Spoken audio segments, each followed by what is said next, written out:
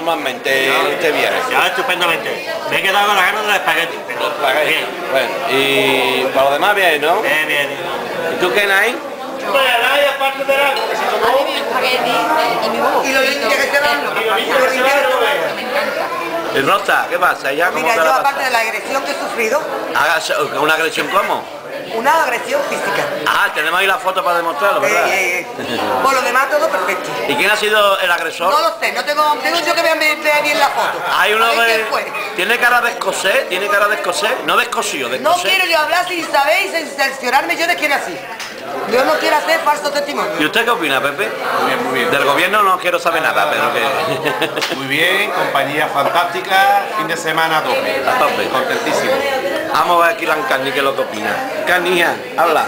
¿Qué opino? Di algo. Otro fin de semana más como este. ¿Se ha portado alguien malamente? ¿Se ha salido alguien de su raíz o algo? Sí, o sea, sí, que el santo ha estado bien, ¿no? El santo... El santo se ha portado divinamente. No ha Bien. venido nada. Bien, esto es porque como lo va a ver la María lo más seguro, pues... Por eso estoy siempre. ¿Abilión? Que no me den aquí a Málaga. Que no me den.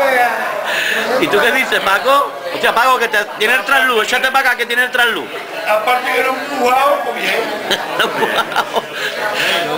Mira, ya hablaba más de la cuenta el Paco. ¿Ves tú? Estas son intimidades ya, estas son intimidades. Es que está dándole el trasluz, le está dando el trasluz y no se ve bien al Paco.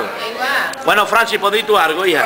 Yo muy bien, todo muy bien. Está el trasluz, está ni el trasluz, espérate. A ver si así se ve más.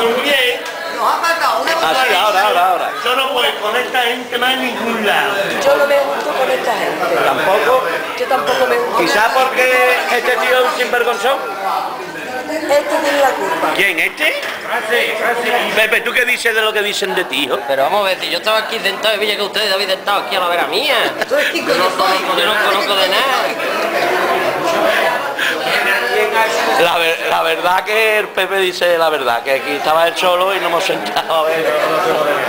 Hasta mi nombre y nota. Él no paga la cuenta, pero nosotros no conocemos de nada.